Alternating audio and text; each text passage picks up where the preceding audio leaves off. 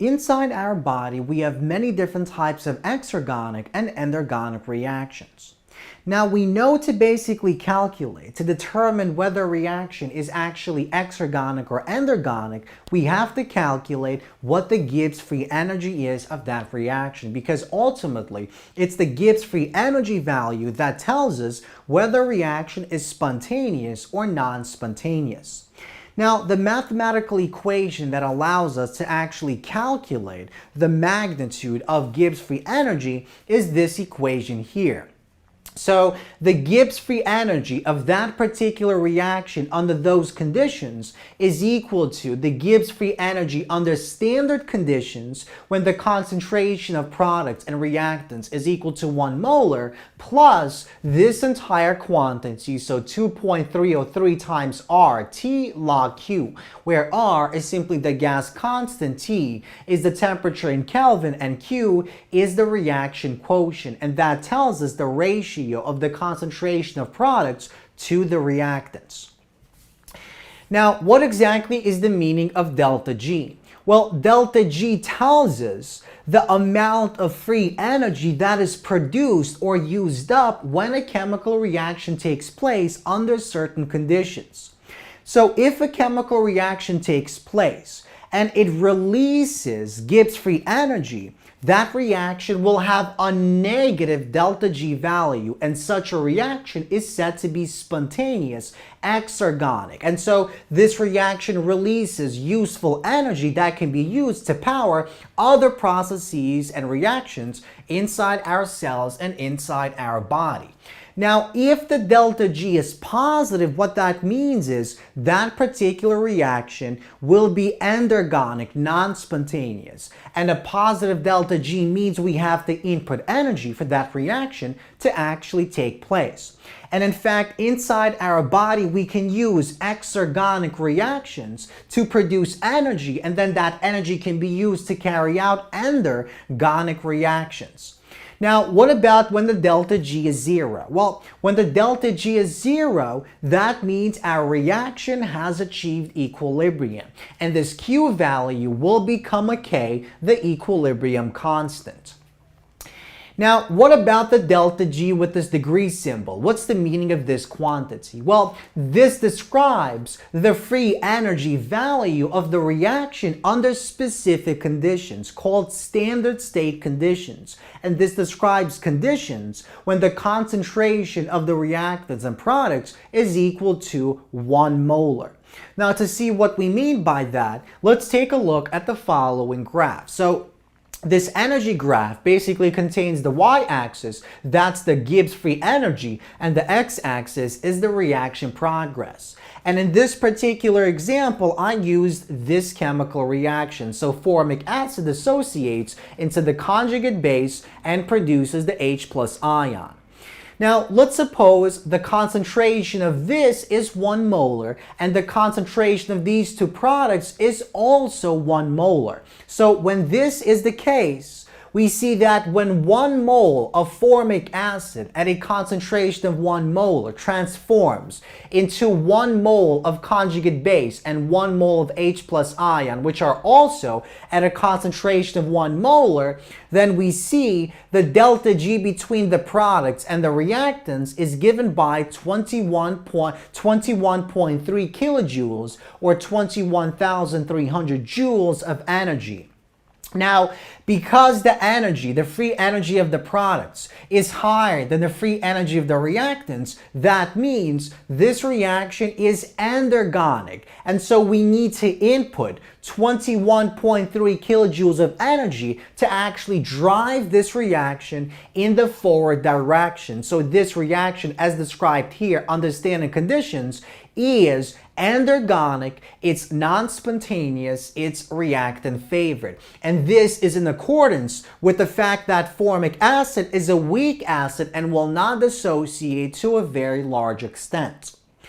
Now, just because the delta G degree symbol, the delta G under standard state conditions is positive for these conditions does not mean the delta G will be positive under some other conditions. In fact, By changing the Q value, by changing the concentrations of the reactants and products, we can ultimately transform this endergonic reaction into an exergonic reaction. And this is a very important concept because it is continually used inside our body. Our body changes the concentrations of endergonic reactions to basically transform them into exergonic reactions.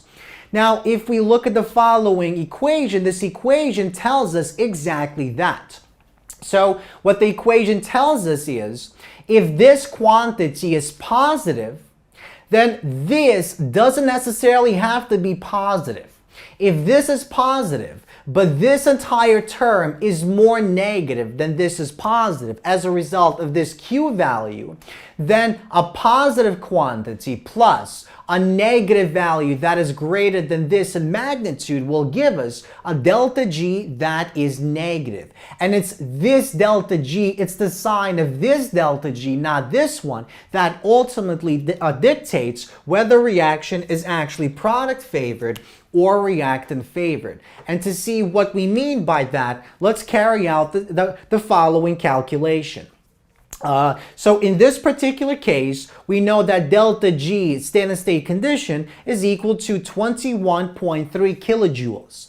Now the question is, what exactly should the Q value be for this delta G to actually be negative and for our reaction to be spontaneous product favored? And the way that we're going to solve this problem is by basically using some type of negative value for this delta G. So let's suppose delta G is any negative value for, let's suppose it's negative 5 kilojoules. So this quantity is negative 5 kilojoules and this quantity is positive 21.3 kilojoules. Now, because the gas constant R is given to us in joules, so 8.314 joules per Kelvin times mole, let's transform these quantities into joules. So this quantity is equivalent to 21,300 joules, and that's a positive value, while this quantity we said just a moment ago, we're going to use negative 5 kilojoules, or equivalently, negative 5,000 joules.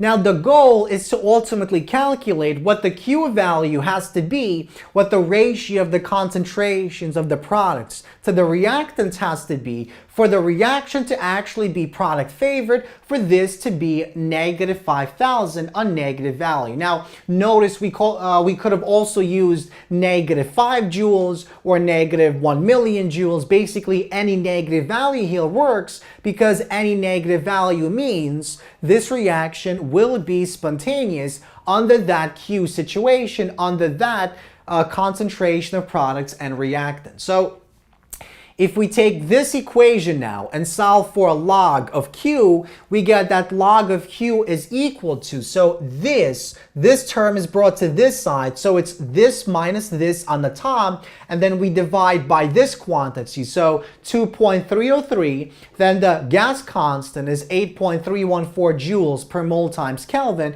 and the temperature we're going to assume is, let's say 25 degrees Celsius, so equivalently 298 kelvins.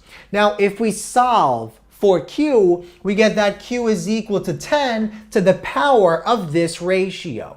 Now, this divided by this gives us negative 4.61. And so if we carry out this calculation, raise 10 to the power of negative 4.61, we get about 2.45 times 10 to negative 5. Now, what this means is when the Q value, when this quantity, when the ratio of the concentration of the products and the reactants is equal to 0.0000245, the reaction, this reaction here, will actually be exergonic. It will be spontaneous and it will be product favored. So what we basically show is, even though this reaction is endergonic under standard conditions, when the concentrations of these are equal, if we change the concentrations around, we can actually transform that endergonic non-spontaneous reaction into an exergonic spontaneous reaction, as can be seen in the following example where we used the delta G unnegative quantity.